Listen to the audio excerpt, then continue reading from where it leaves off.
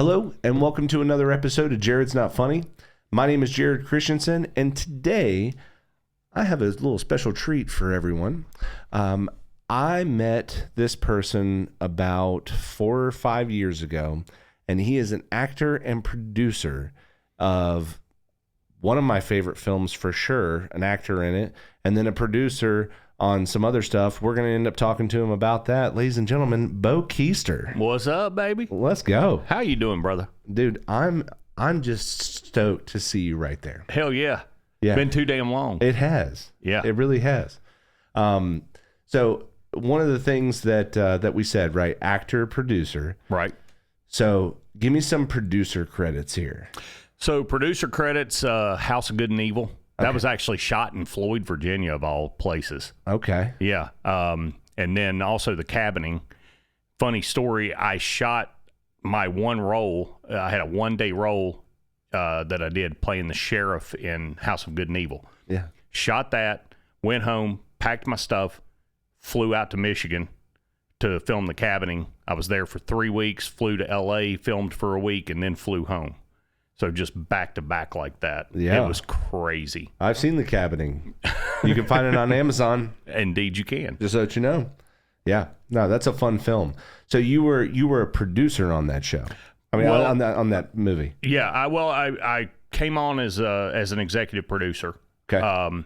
And helped out with some things, but mainly was one of the leads. Okay. So Fantastic. And then you've been in commercials. yeah, done commercials for, oh my God, U.S. Cellular, Diet Mountain Dew, Mako, Coke Zero, a bunch of different stuff. Yeah.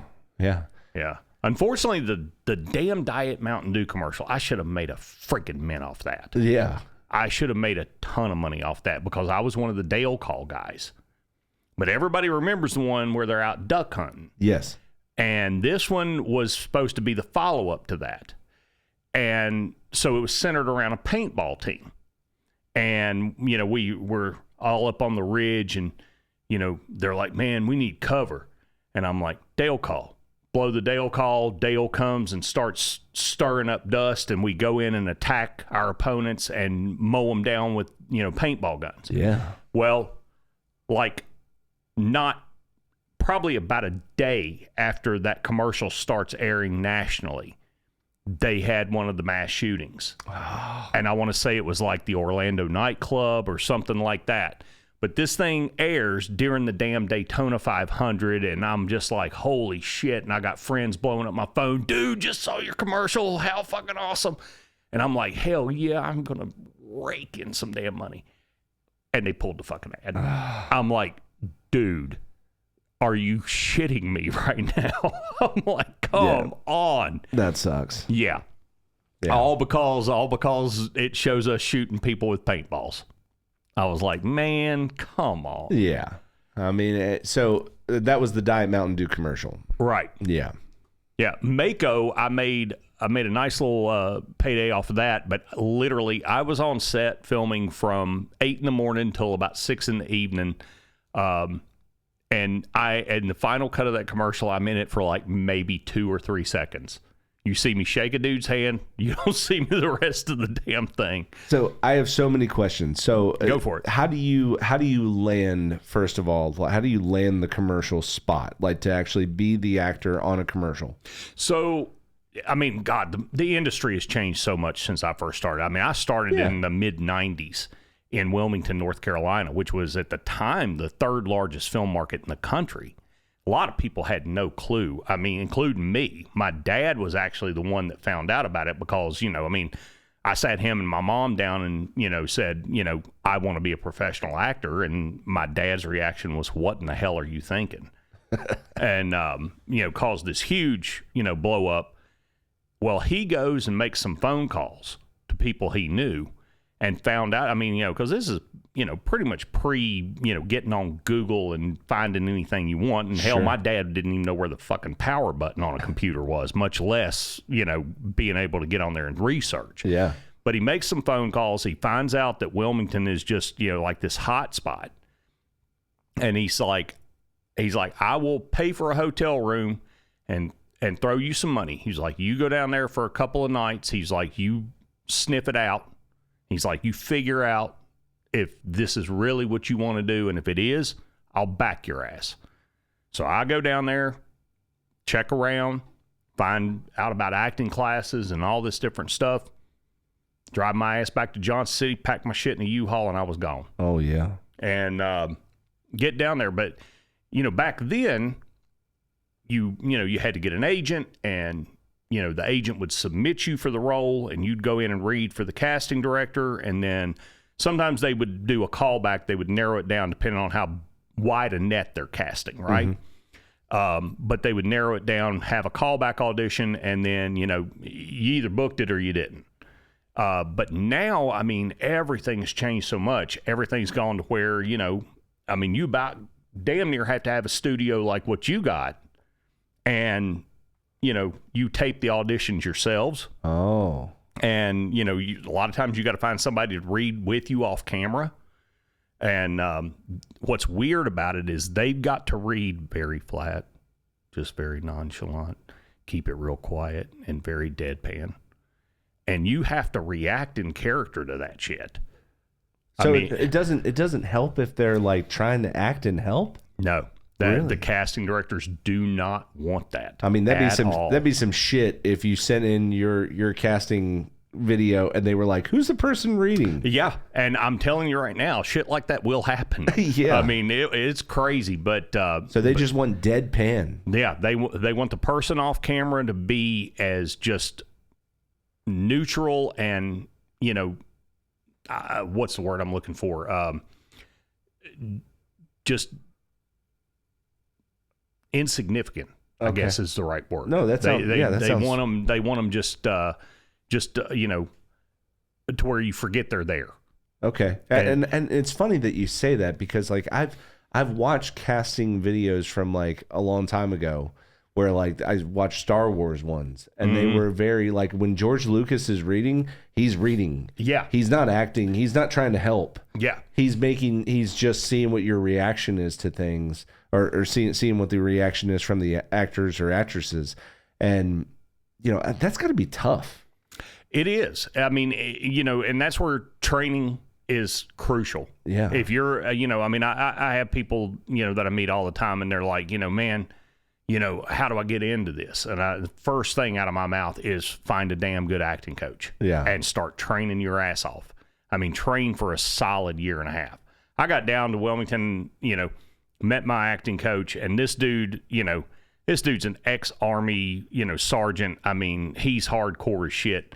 Been in the business for 30 years, has, worked with everybody from Gene Hackman to Dustin Hoffman to Dudley Moore, all these people. Wow.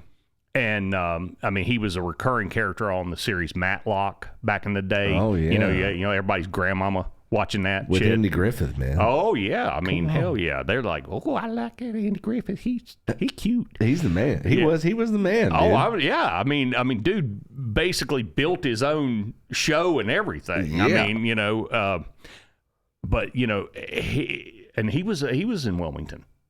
Oh, okay. That was all in Wilmington. I mean, I could drive you right up to where his house was. Oh, wow. Yeah. But I mean, Mick was just, he was brutal. He cut you no slack. So 3 months in, I think I'm ready to go to LA. And I'm like, yeah, man, I'm on to LA. He looked at me, he's like, you're not ready to go around the fucking corner. Wow. He's like, LA will eat you up and spit you the hell back out. You got to love somebody like that, though, right? Yeah. Like, instead of telling you you're ready and you go out there and you fail and nobody wants you, it's like you're like the ugly girl. You don't want to be the ugly girl. Yeah, you don't want to be the ugly girl. No. You want to be the prom queen. Yeah, absolutely. But, yeah, I'm sitting there and I was like, it was like a gut punch because I was all hyped up and shit. No, if I had gone out there when I first wanted to, dude, I'd probably wouldn't be sitting here. I'd probably be on Skid Row somewhere. Yeah. I'd be shitting behind a dumpster or something.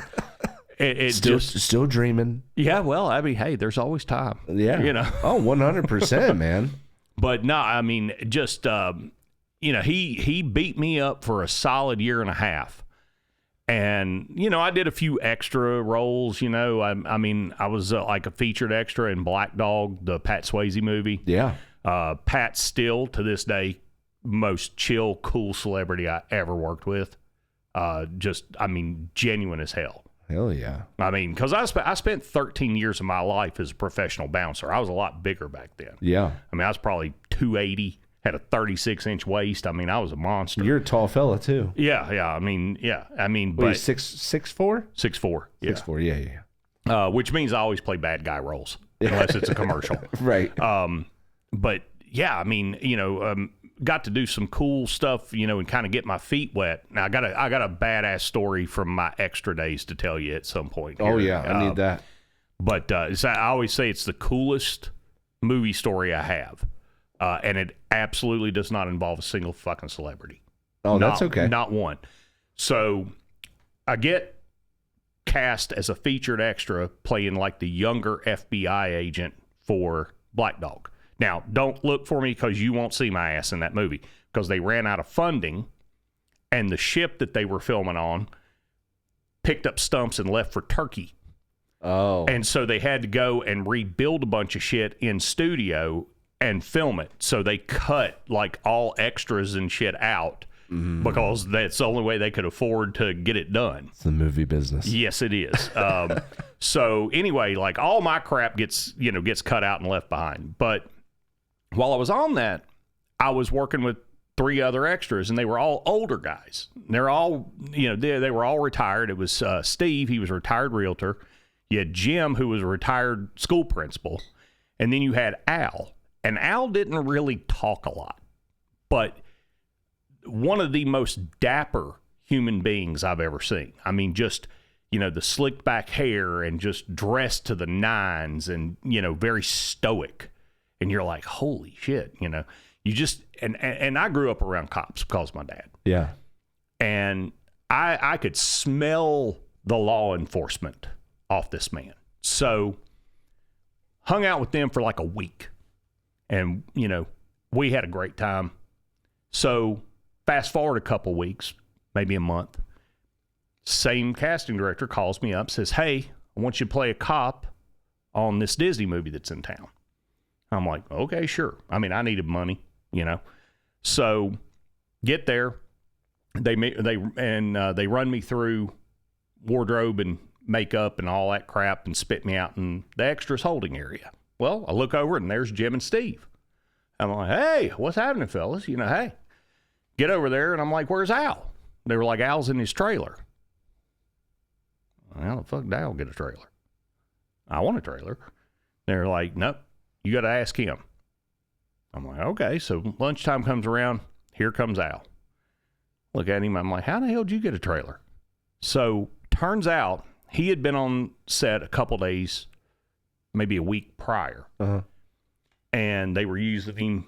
He was still in the same role at the time, but they had used him, earlier than us.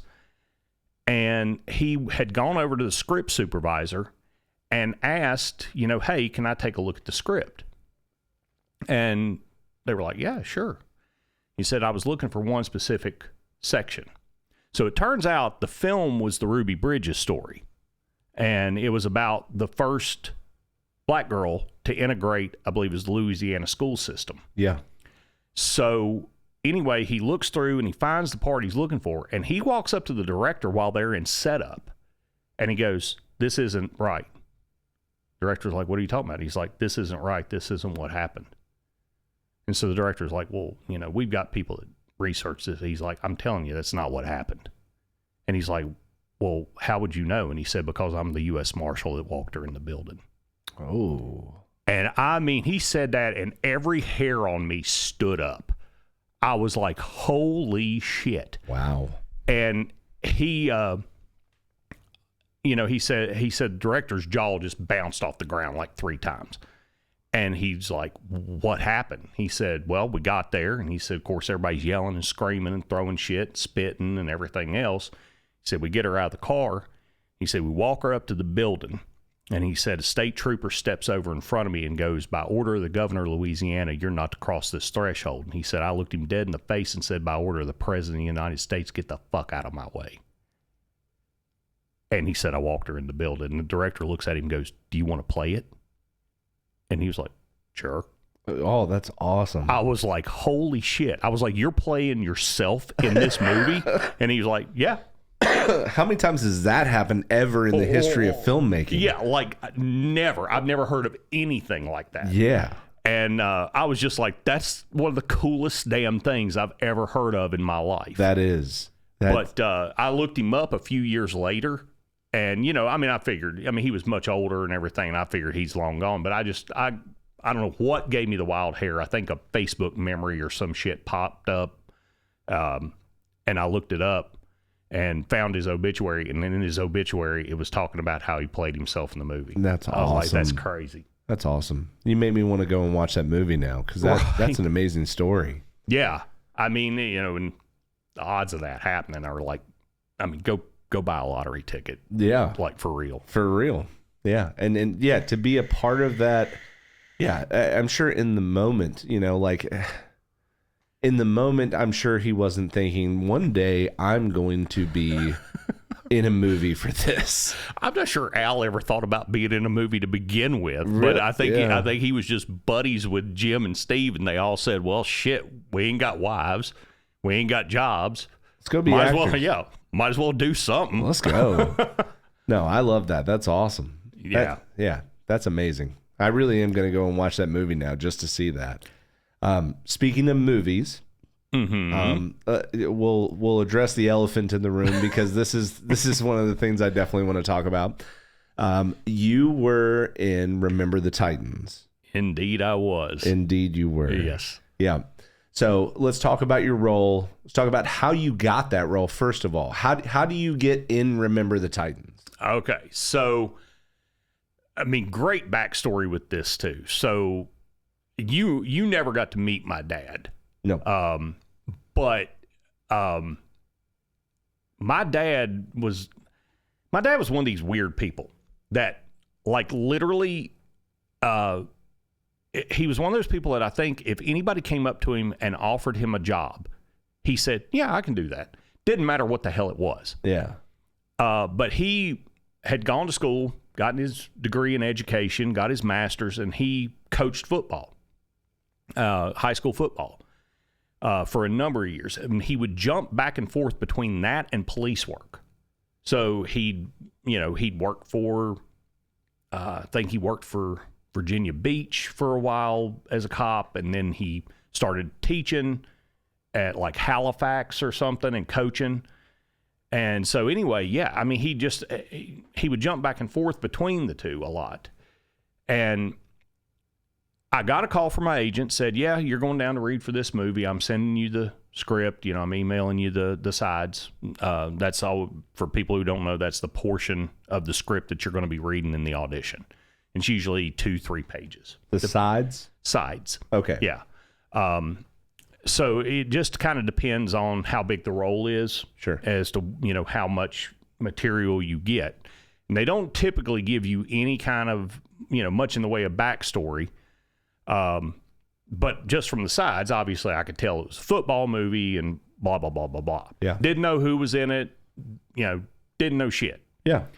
So, I was on the phone with my dad, and he was like, well, what's this that you're going to audition for? Because I had to go all the way down to Wilmington. I was back in Virginia at the time, and I was having to go all the way down to Wilmington to audition for Fincannon and Associates, Mark Fincannon. I mean, these guys are not like just some scrubs off the street. These are Emmy award-winning casting directors. Yeah. I mean, they cast Band of Brothers and oh wow, a bunch of other stuff. There was like a whole series that got spun off of the Apollo 13 movie that Tom Hanks like co-produced or something like that. Yeah. That they cast all that. I mean, these are big-time casting directors. So really quick, when you're walking into something like that, knowing who you're dealing with, are you nervous? At that point, I wasn't. First time, I was shitting my pants. I am not even going to lie. Yeah. But I had been in front of Mark enough by then. It was always his brother that, because I only had read for Craig like one or two other times. And, Mark will give you feedback. Mark will say, okay, I like that, but, give me more of this, or give me something along these lines. And he'll kind of pull you around and guide you and just stretch out, see what you can do. Yeah, see if you got it in you to give him what he wants. Absolutely. That and also seeing how far he can push you one way or the other, in case the director wants to see, different takes. Sure. But yeah, Craig just, okay, good. Nothing. Just, okay, good. Whether it was good or bad, you think? Yeah. Didn't matter.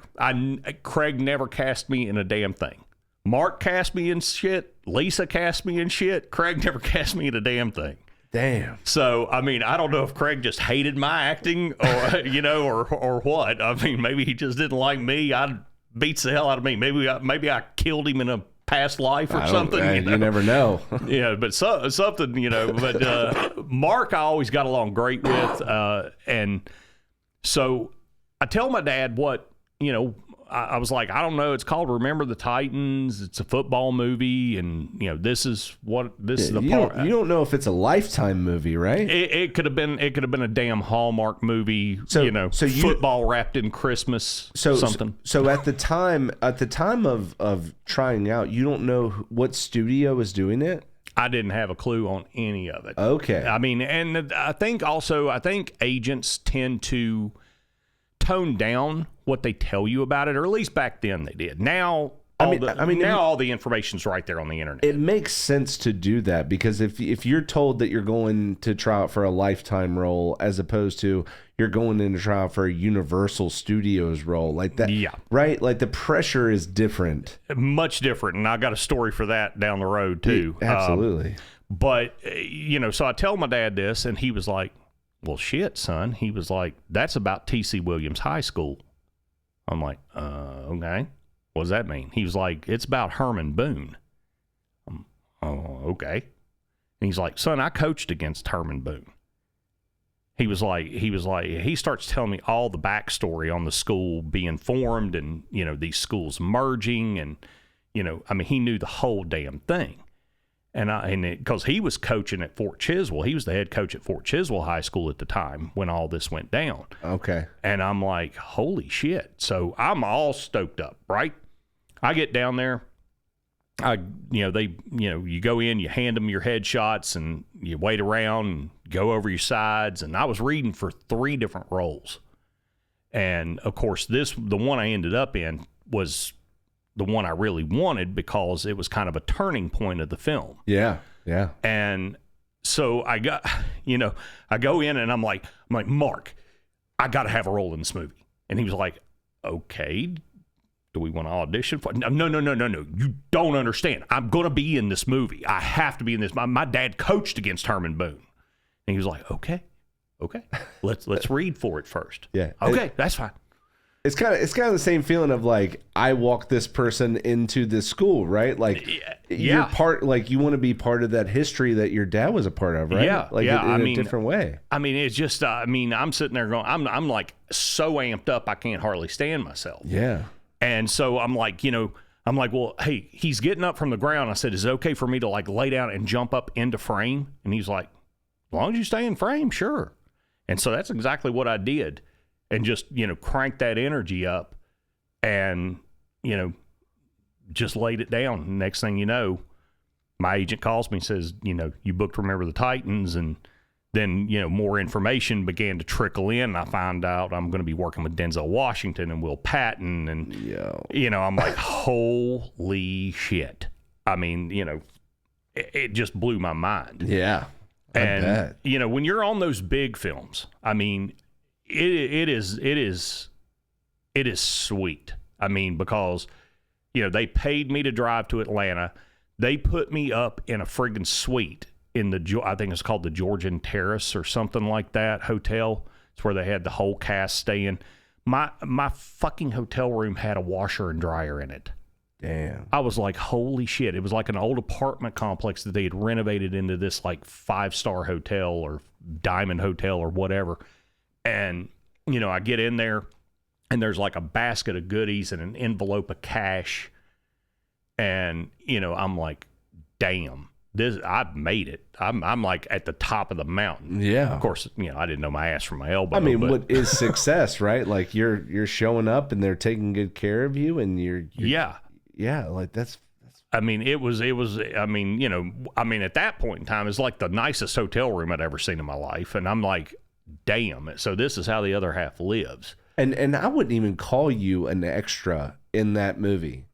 No, I'm a principal. You are a principal. Yeah, absolutely. I'm a principal. Yes. Yeah. Yes. So, I mean, yeah, I mean, I had a trailer, well, not like, you know, so when you're considered a day player, so day player, you typically are there for like a week, okay, at most. And you know, you might be on set 2 days, off a day, and then on set a third day, and then you're done. So you have your travel day in, couple days of shooting, day off, another day of shooting, and a travel day home. And you're getting paid for all of it. Yeah. I mean, and you know, when you can go down there and pick up $3,000 in a week. That's a good week. Yeah, that's a sweet week. Good week. Give me weeks like that every week. Is that what? I mean, you don't have to tell me, but remember the Titans pay a little bit better than that. Well, I mean that was actually what Remember the Titans paid. Okay.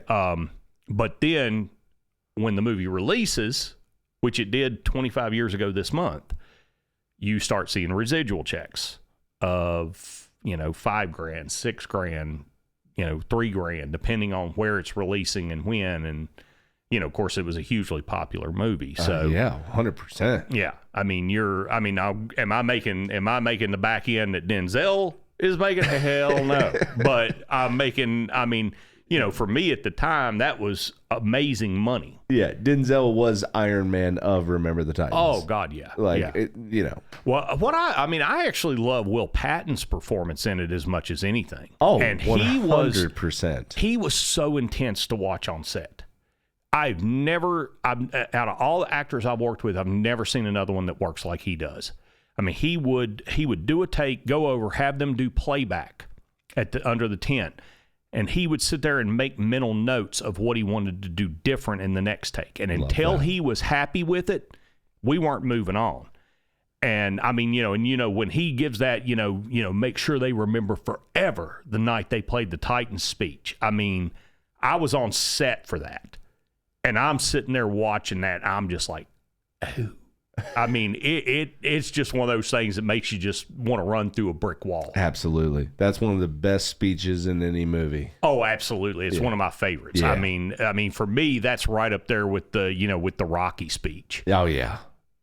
But I thought he killed that role. But, I look back on it now and I mean, I'm working with Ryan Gosling and, Ryan Hurst and all this shit, Ryan Gosling was a skinny ass kid back then. Yeah. I mean, he was a toothpick. I forgot he was even in it. Right. That's right. He's the kid that he ends up getting taken out and replaced. Right. Yeah. Yeah. And his dad is all pissed off. Absolutely. Yeah. I mean, and then you got, but I mean, of course he goes on to be a huge star, and then you got Ryan Hurst. And I mean, he bounced around and did some roles, and then he ends up as Beta on The Walking Dead. Yeah. For like 2 seasons. I mean, and that, I mean, that's huge. I mean, shit, he's probably making a mint just going around and doing horror cons and comic cons. I guarantee it. Yeah. And I was almost there. I actually auditioned for the role of Abraham. Oh, wow. Yeah. I mean, and what's crazy about that is they don't send you the sides that have anything to do with the damn character. They send you the character description, but the sides are fake. They are not anything it's nothing that's ever going to be filmed. And they just want to see what you do with it. And so anyway, it came down between me and 3 other people, and I didn't get it. And yeah, I mean, and, you think back on those, and it's like, dude, where the hell would I be now? I mean, after Negan bashed my head in with a baseball bat, of course. But, you know, I mean, it's the ones you don't get. You do think about them. Well, but still, I mean, the opportunity to even be part of the conversation. Yeah. You know what I mean? Like, that's something. Yeah. Now, not to derail, but back to Remember the Titans. So you are known for, in that movie, right? You go in, coach says, shut him up. Mm-hmm. You break Red's arm. Yep. So, and that's like a, you know, a macho thing, right? Like you tackling him, you hurt his wrist, and you take out the quarterback because you're the bad guy. Right. You know? I'm always the bad guy. I mean, it's fun though. Oh, hell yeah. Like I'll play them all day long. Some of my favorite characters are the bad guys, you know, but like you do exactly what you're told to do by your coach. And then you have to take the bump from Sunshine. Right. So my question, first of all, is that you doing the bump? Yes. But it's not me tackling Rev. That was a stunt guy. Oh. Yeah. That was a stunt guy doing the tackling. So all the players that you see on the field that aren't like part of the cast with speaking lines, those guys are all like former college and semi-pro players. Okay. I mean, and that's what they do is when they're not playing in some league, they're going around and, you know, suiting up and doing all the hits and shit on a football movie. Oh, okay. Yeah, I mean, I think one of the guys that was part of that was the stunt double for Latimer from the movie that basically is about like, you know, kind of like Florida State, the school. The program. Yeah. I mean, so he's just, you know, friggin' hossed out as hell. But yeah, that's what these guys do. And so they wouldn't let me do the tackle, but they let me do the flip over Sunshine. Wasn't that nice of them? Yes. And yeah, after about 3 times of smacking the freaking ground wrong and knocking the wind out of myself, you know, we finally got what they wanted. And then we changed camera angles and I had to do it like a bunch more times. So yeah, I got the shit beat out of me by myself. Yeah. Through that whole little sequence. But So knowing that, and this is just a question I'm going to ask you because my brother, when I was telling him that you were coming on here, he wanted to ask this question. All right. So when you are in a role where you know you're going to be the badass who hurt somebody, but then you have to then take the bump that then makes you the hurt player that gets taken off the field. Does that mess with your ego at all? No.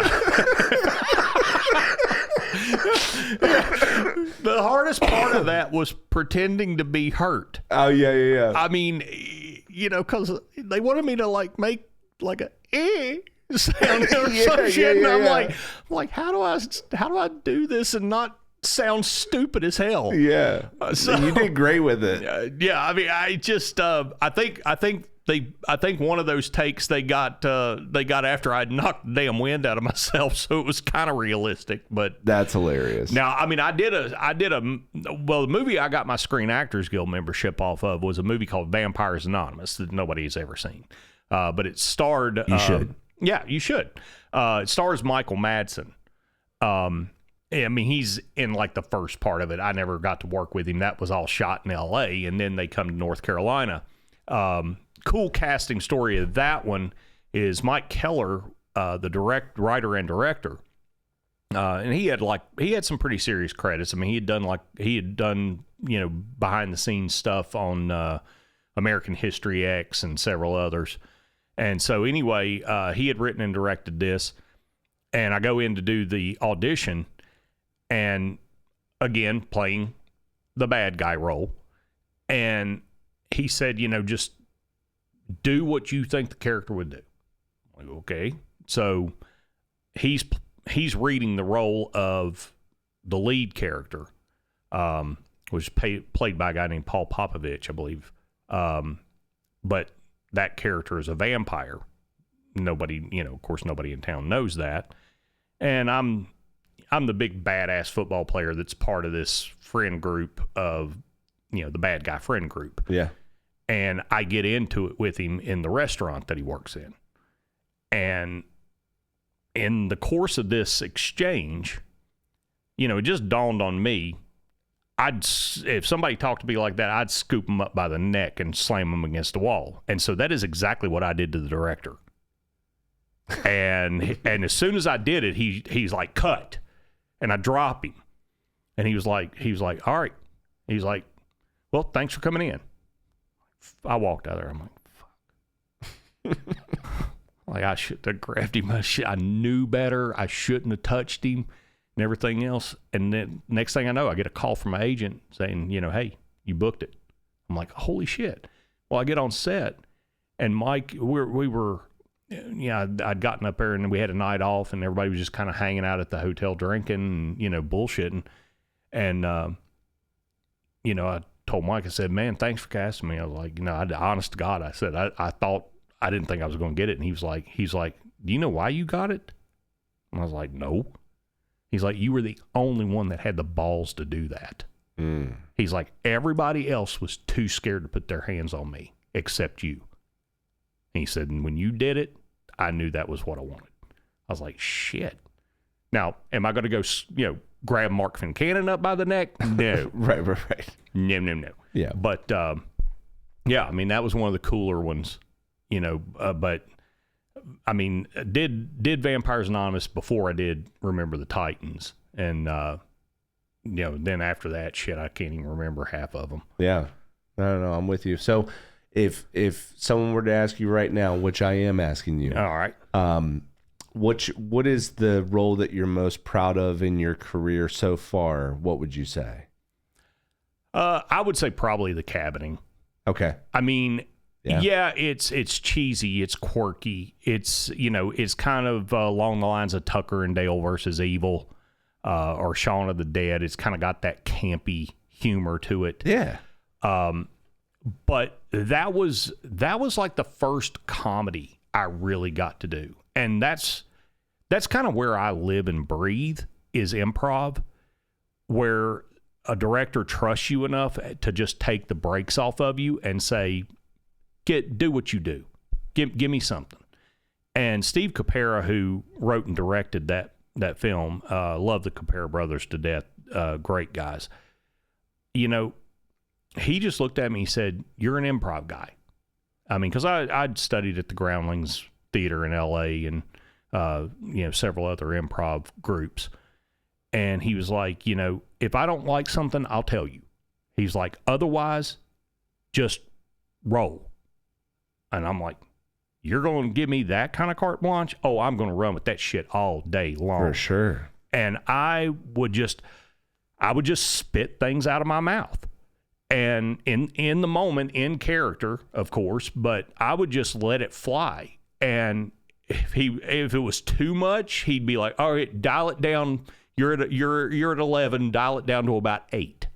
And so I would, you know, I'd bring it down a little bit. But I mean, so much of the dialogue in there is just stuff that I threw out of my mouth. Wasn't in the script. And, you know, I always knew if I hit the mark, because we'd cut and the whole fucking crew is just doubled over. And, you know, that's the best feeling in the world. Oh, yeah. I mean, because you know you're on point and you're just killing it and you're having so much fun. Yeah. And so, yeah, I mean, that one, even though that's no film that's going to break records, you know, it's not going to be one of these, you know, like Tucker and Dale versus Evil that people remember, you know, dozens of years down the road and tell their kids, oh, you got to watch this movie. But it was just fun. It was free. And just, you know, getting to turn it loose. And I got to hang out in Michigan for 3 weeks and L.A. for a week filming. And we went guerrilla style in L.A. Just, you know, got out on the street on Hollywood Boulevard, had no permits, no nothing. You know, just a camera and the damn mics on us, and Mike and I basically improv and shit. Well, I mean, at the end of the day, it's what's special to you.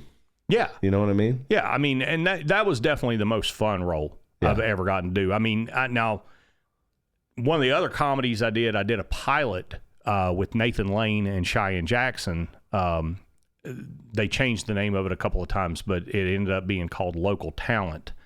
And all of my scenes were with Nathan Lane and Cheyenne Jackson. And for those who don't know who Nathan Lane is, I mean, if you ever seen The Birdcage with Robin Williams, he plays Robin Williams' partner. Oh, okay. I mean, he's like a 2 or 3 time Tony Award winner. He's won Golden Globes. I mean, he's big time. Sure. I mean, when you've been up for an Academy Award, especially more than once, you're getting somewhere. Yeah, I know exactly who he is. Yeah, and then, of course, Cheyenne Jackson played Jamie on Yellowstone, the evil brother. Yeah. And so, I got to do all my scenes with them, and it was written and directed by Doug McGrath, who wrote and won the Oscar for Bullets Over Broadway. He wrote that for Woody Allen. Oh, okay. And I would have ended up being a recurring character on the show, but NBC didn't pick it up. It's the swings and the misses. How was Cheyenne Jackson to work with? He and Nathan Lane were both very quiet, subdued people. Yeah. I mean, not rude or anything like that. Yeah, because what I know him for is exactly that, right? Is being the evil brother. Yeah, but very, very subdued. Now they're very talented. Oh yeah, I'll say that. Very talented, very believable. But just my God.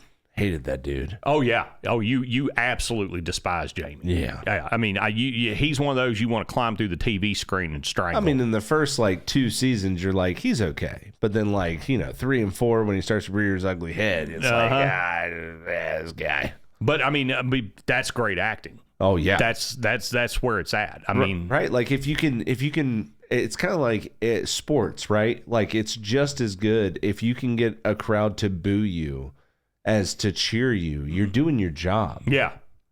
I mean, absolutely. Yeah. But of course, he crushed Yellowstone. But I mean, they were fun to work with. They were great on camera. Yeah.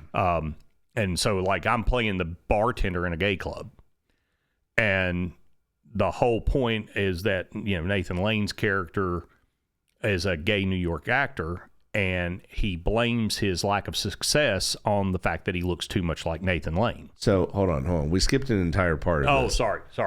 How does that tryout go where you get the role of a bartender at a gay bar? Well, the thing about it is it didn't mean that the bartender was gay. No. I'm not saying that at all. But I mean, I guess they needed somebody that sounded Southern as hell,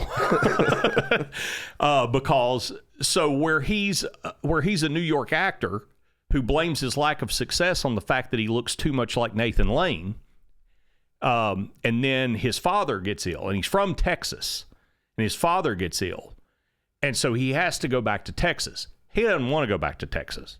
He doesn't want anything to do with Texas, but he kind of has no choice. Yeah. So, and he's fucking broke. I mean, just a broke, starving actor at this point. So he comes back to Texas, and of course, Texas ain't exactly the place you want to be if you're of that persuasion, I guess. Sure. Or at least rural Texas where this is set. Sure. That's what the whole script implied, is that, he was very uncomfortable there. Yeah. So Texas doesn't like gays. Right. But he finds out about this club, and so he decides he's going to go check it out, and that's where I'm bartending, and that's where he meets Cheyenne Jackson's character. And what year is this? Oh God, this would have been probably 2010, 2011, somewhere in there. We've come a long way. Yeah. I hope Texas, yeah, I think Texas, more acceptance. We're getting there. I think so. Yeah, I think so. I think we're good. Yeah, as far as at least it's like Dallas and Houston. We should be by now. I mean, for God's sake. One would think. I mean, come on. But you never can tell. Come on. You never can tell. Yeah. But people are going to people. That is true. Just nothing you can do about it. I'll put that on a fucking cereal box. Yeah, people are going to people. Yeah. But yeah, I mean, so my whole thing is my interaction with Nathan Lane. I'm making his drink and everything, and he's like, he's getting ready to leave after he meets Cheyenne Jackson's character, and he's like, how much do I owe you? I know, don't worry, Mr. Lane, it's on me. And all right, and so his whole reaction to it was, finally. It's like so finally, by looking like Nathan Lane, he got something out of it. That's hilarious. But I mean, that would have been just a huge thing. I mean, because it was him, Carolyn Ray, Cheyenne Jackson. I can't remember her name, but the lady that played the crazy aunt in My Big Fat Greek Wedding that was so funny. Yeah. It was her. I mean, there were tons of recognizable actors. I mean, because I went down, they invited me down for the table reading, even though I only had maybe 2 scenes. Yeah. But they were like, yeah, come on down to the table reading. We'll put you up in a hotel, all this stuff. And I was like, holy shit. They put me up in the 4 Seasons in Atlanta for 2 nights. And I'm, here I am sitting with people who are accomplished. Yeah. I mean, like they're at the top of their game or getting damn near close to it. Sure. Or on their way up the ladder. And, I mean, when you get there and you sit down with that, you're just like, damn. I mean, you're just one good role away from blowing up. Absolutely. Yeah. Right? I mean, seriously. That's any actor or actress, right? You're one good role.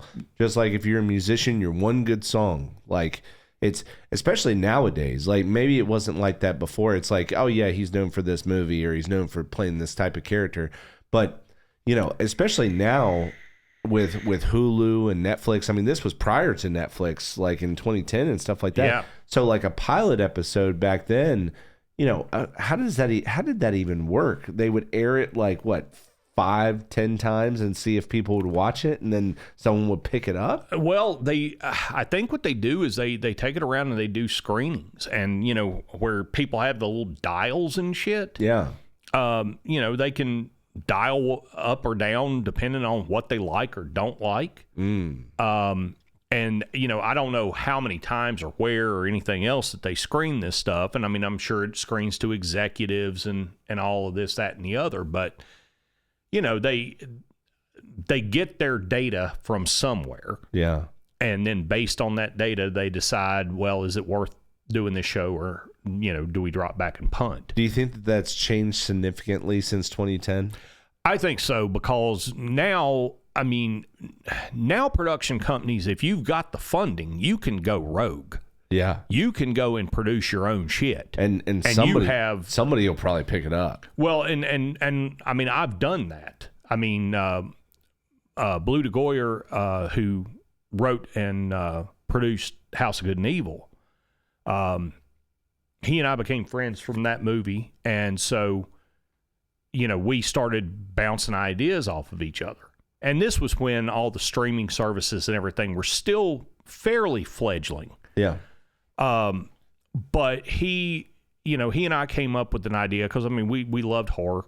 I mean, I grew up on horror movies. Sure. A shitty rainy day outside, my mother would take me to the video store and I'd come back with 10 movies and every one of them would be horror, or they'd be like Porky's or Fast Times at Ridgemont High for other reasons.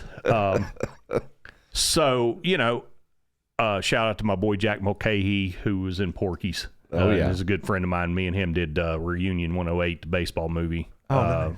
Together. But,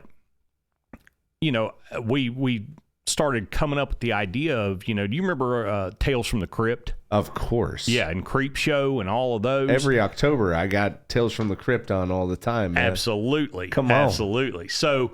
And the cabining. Right. There you go. Let's go.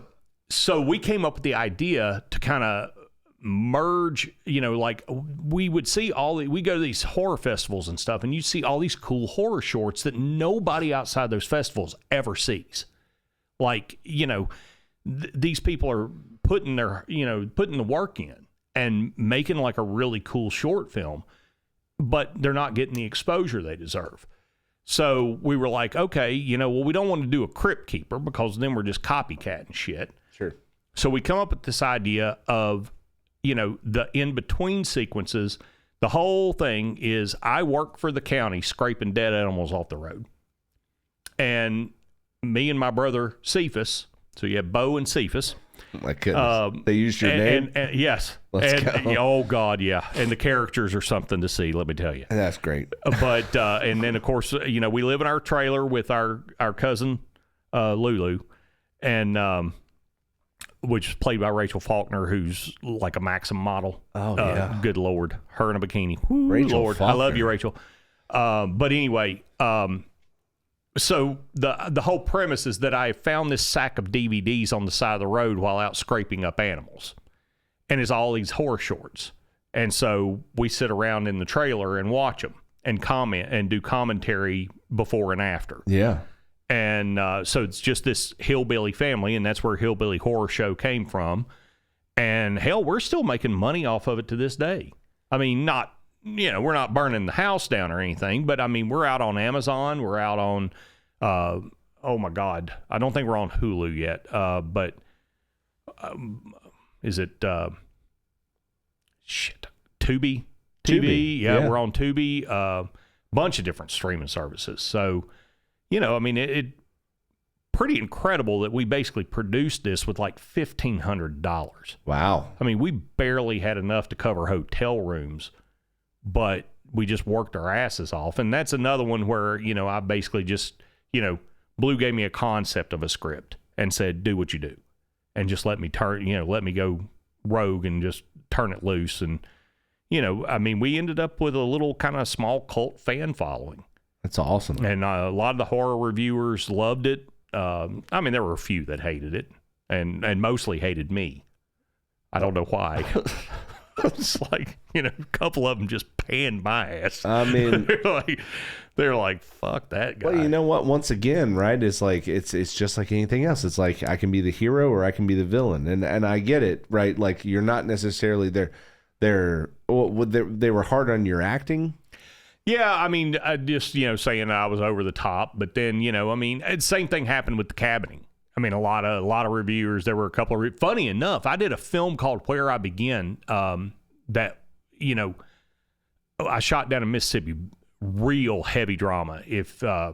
And truthfully, I think that's the best role I've ever done. Yeah. As far as acting is concerned, because that one just took a whole other level.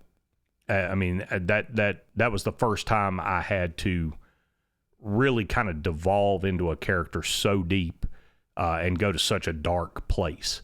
But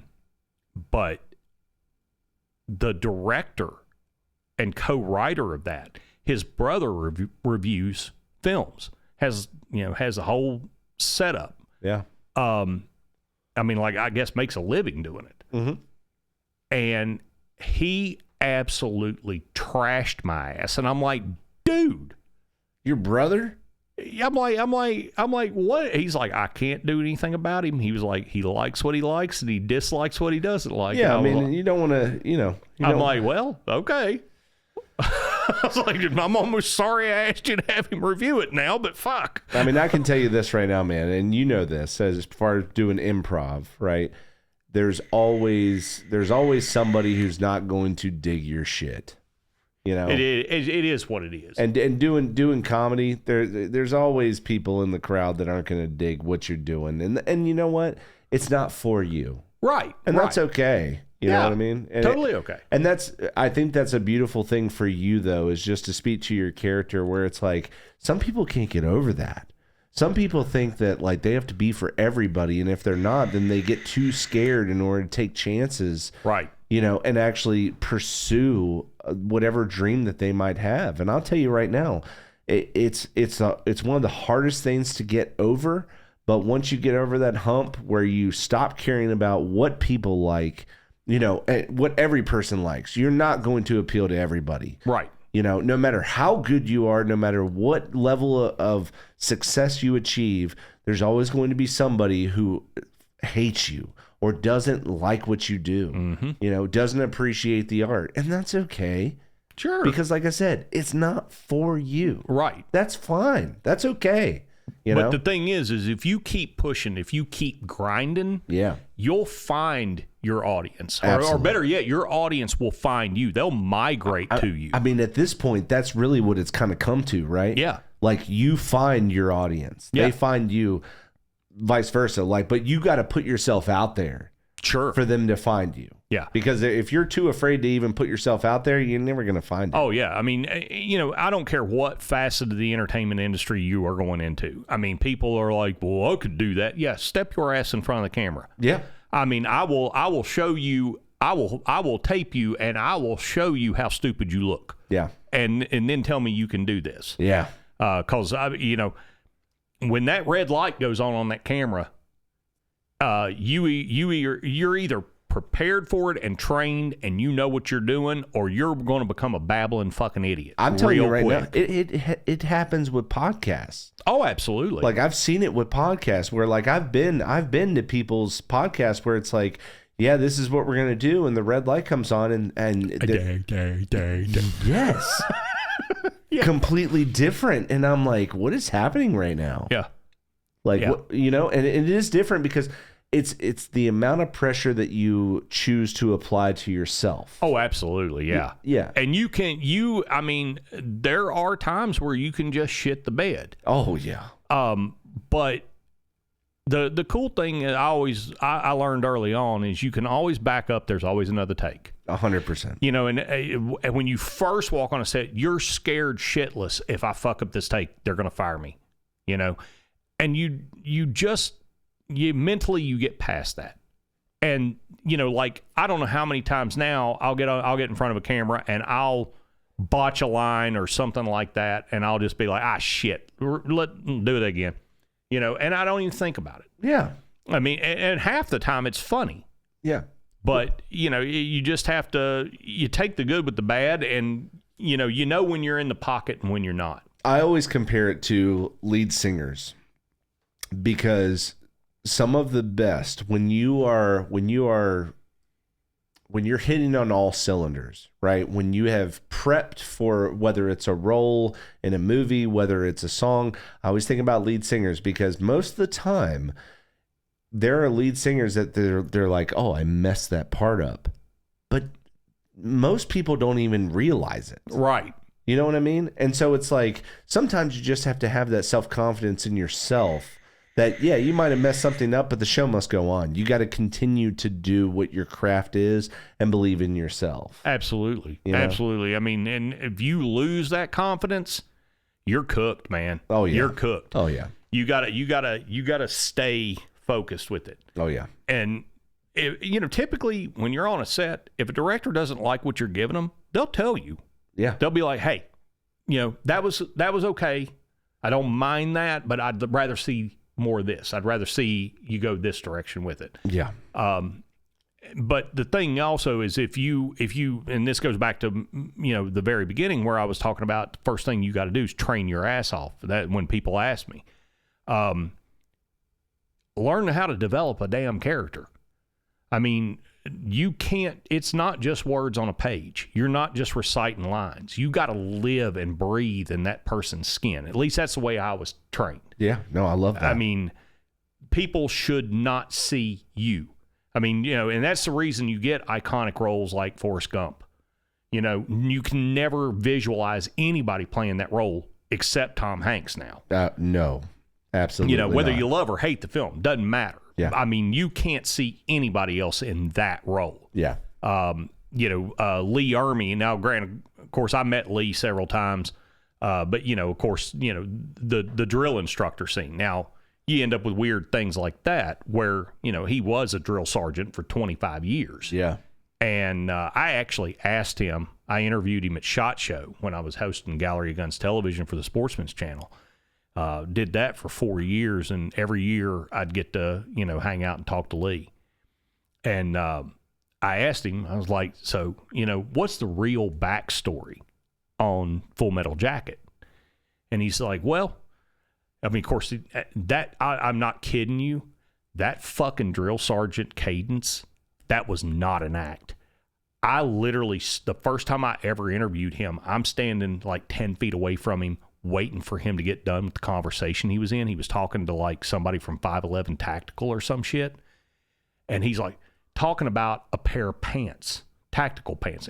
What I'd like to see in the cut of pants. I mean, I'm just like, I looked at my coach and I said, he can't turn it off. No. He cannot turn that shit off. Part of him. It's taken over him. It is. So I asked him, and he tells me, well, he had gotten hired on as a consultant for the movie.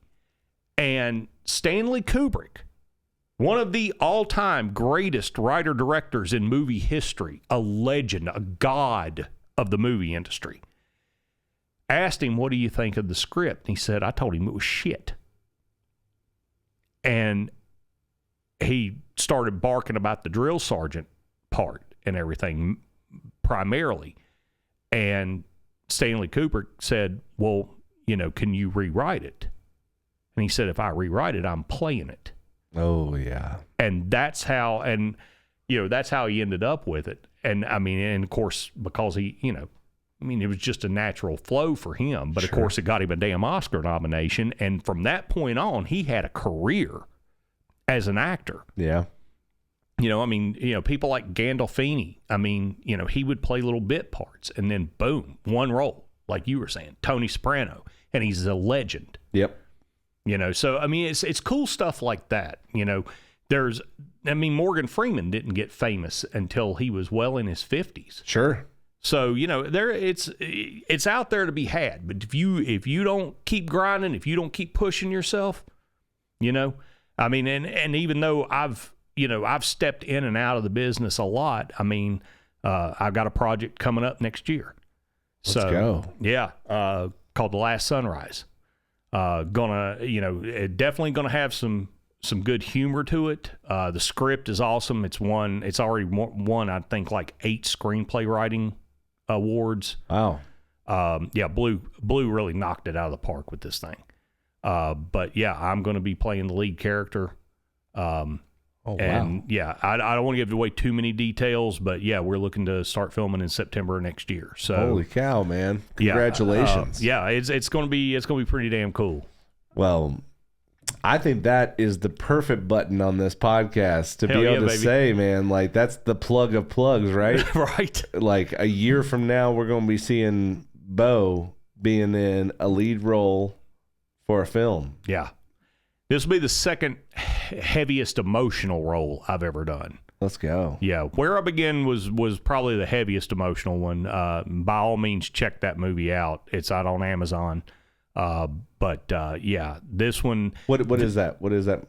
Where I Begin, so basically is set in a small town, Mississippi. Yeah. And the lead your protagonist in it, Jacob, he has left town. He'd been gone for several years because of something that happened one night. And he comes back to town unexpectedly. He is not well received by many, including his mother. But basically the premise of it is that, the rumor mill said that he raped this girl who happens to be my character's sister. Oh. And he was my best friend. Oh. So when I find out he's back in town, it's on and popping. Yeah. I'm coming to get that ass. That's called reality. Oh, yeah. Yeah. You about to catch some blowback. So, the whole thing is this cat and mouse of me hunting him down. Wow. And then the finale scene. So the finale scene was so intense that Johnny McPhail, who is kind of a legend down in Mississippi, this guy was part of Elvis's crew. Oh, wow. Back in the day. He one of the coolest cats you ever meet in your life. But he had a small role in it. His wife, Susan, had a small role in it. A lot of really solid actors and actresses in this film, even if they're people you haven't really heard of. Sure. But anyway, that finale scene was so intense, Johnny had to leave. He couldn't watch it. He said it was just because we had all become, this was 3 weeks into filming, we'd all become really close and, kind of like this tight-knit family. And he said it choked him up. He couldn't watch it. Mm. And, even though you're sitting there and it's not real, but he said it was just too intense for him. That's when you're acting. That's when you're doing great. Right. Well, and so we were filming the finale scene at the house of one of the people in town who'd been big supporters of the film, and they had offered up they had a garage that was just perfect for the scene. And this is after I've basically captured his ass. Yeah. So we go into town now. We go in mafia style. And I asked them, I said, do y'all have a space where I can just come before everybody gets there? I need to get right. I need to get mentally prepared. And they were like, absolutely. We got a guest room. It's yours. Go in there, do whatever you need to do. So I get there probably 2 hours before anybody else arrives. Yeah. And I just go in there and I'm just digesting, where's my head at? Where is Tyler going? What's going through his mind? And I start dialing in, and it was like one of these things. It was like I could almost feel myself morphing. And, I got so agitated. I mean, of course, I smoked like a freight train back then. Yeah. I got so fucking agitated, I couldn't sit still. I couldn't stay in that room. It was like a cage at that point. So I go out, and they had offered to fly me down, and I told them, no, I want to drive because I want to have a way around. I need to, if I need to get out and clear my head or whatever. And so I go out to my truck, and I'm just leaning on my truck. Nobody would come near me. Everybody, of course, everybody had been told, just kind of let him be, let him do his thing. But the crew starts showing up and everything. And I am just out there pacing and just, it was the weirdest feeling in the world. But finally, Melanie Addington, who was one of the producers and writers, came over, and she just very gently tapped me on the shoulder. And she goes, they're ready for you. And Bill Kelly, who was our sound guy, was standing there with her. And he didn't even talk to me. He just holds up the microphone because he was like, he didn't want to touch me. Mm-hmm. So, I run the damn thing up my shirt. He tapes it down, does all his thing, sticks the pack down my crack. And I start walking to set. Everybody is standing outside this shed, garage, whatever it was, with their backs to me. They could feel me coming, and it was like Moses parting the damn sea. Yeah. And Alex, who played Jacob, was already in position down on the floor, and he told me after this was all said and done, he said, when you stepped over top of me, and I looked at your face, he said, I didn't know who the fuck you were. Mm. He said, I was ready to shit myself, and the only thing I could think was, please don't let him hit me for real. And, I had tears and snot and spit flying everywhere. And, when you see the final cut of it, I'm just sitting there going, holy hell, that's awesome. That's awesome. Yeah. But to play a role that intense and pull it off. Yeah. Because that can, if you ain't in the right headspace, you can fuck that role up real quick. Oh, absolutely. But yeah, not to get too intense on here, but no, yeah, I love that was, that was one of those where you hit it. You hit it dead on. And to put yourself in that position, were you telling yourself what had happened and trying to put yourself in that actual position? Well, to a degree, but the thing is it was almost like it just took over organically. Yeah. I literally don't remember a lot of the stuff I did. And so Thomas Phillips, who was the director, at one point he was trying to get a different angle. And I guess nobody had said cut. So I just kept going. And he was trying to get a different angle with the camera, and I hit the fucking camera back into his eye. I blacked his eye. But we just kept rolling. That's acting. Yeah. I've had, I think what I was going to tell you about Vampire Anonymous, because we were talking about stunts and stuff earlier. There's a scene where the vampire throws me over a table, and I'm pushing off myself and flying myself back over a table like this. And I pushed too hard and damn near broke my neck. Oh, wow. Yeah. I mean, went right over the damn thing and landed on my neck. But yeah, I mean, all that intensity, I mean, that's where you live and breathe as an actor. I mean, that's when you walk away from it, and the second they yelled cut, I fell in the floor and I just laid there and I was like, somebody bring me a fucking beer. And everybody was like, Bo's back. Yeah. But yeah, fun times, man. That's beautiful, man. I'm hoping to pull off the same thing with Last Sunrise. Being able to put yourself in a completely different mentality, you know what I mean? Like where you disappear, but you allow the character in the scene to take over. I mean, that's a different thing. It's something that, like, for me personally, I can't imagine because I don't have that in me, I don't think.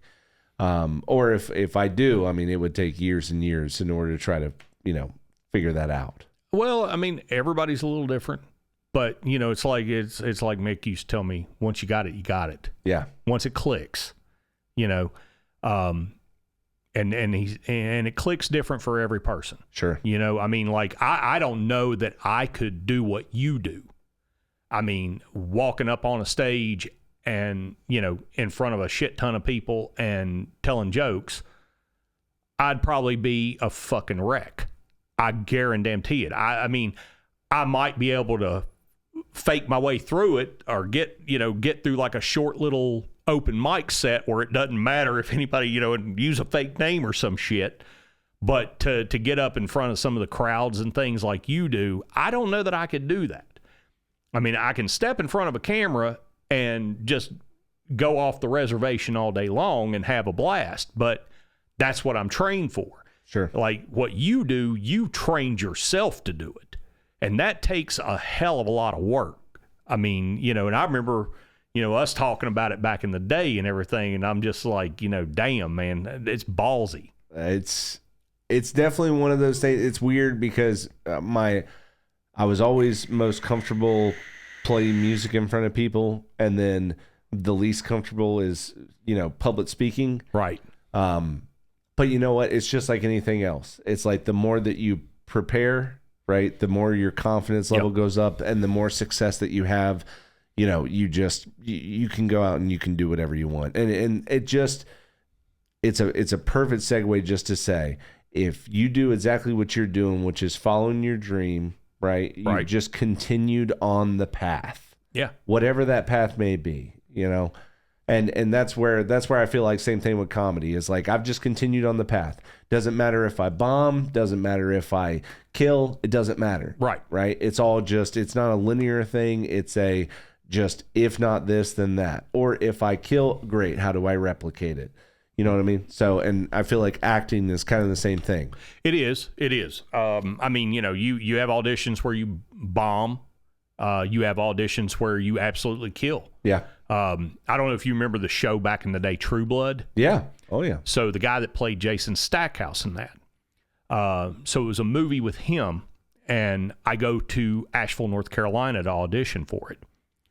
And the whole scene is with his character. And it's a big fight scene at this party. So I'm like, oh, shit. I mean, because he's at the top of his game right now. True Blood's the biggest show on television and all this shit. Oh, yeah. And I'm like, oh, hell yeah.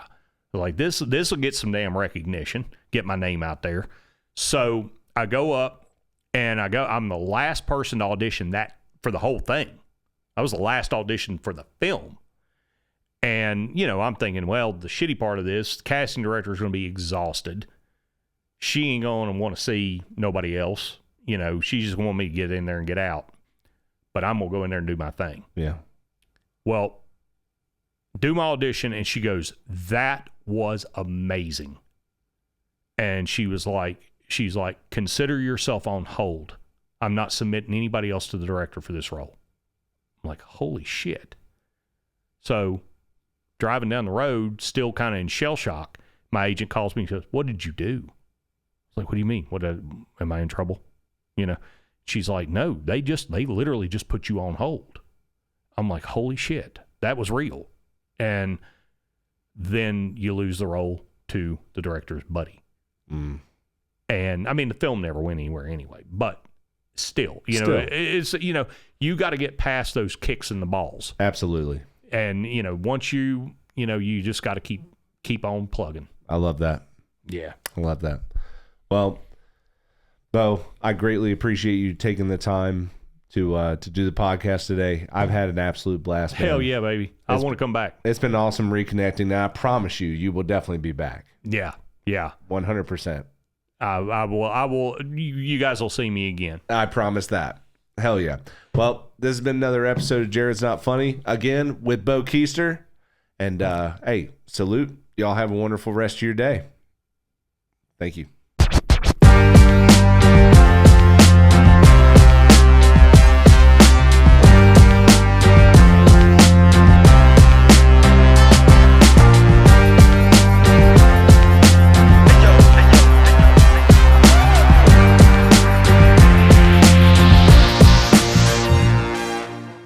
Hey guys, just wanted to tell everybody, when you get older like me, yeah, I'm getting old. The compass doesn't always point north, if you know what I mean. Get your T levels checked. And you can get that done at New River Medical Grade Spa. Dr. Campbell is awesome. She's there to help you.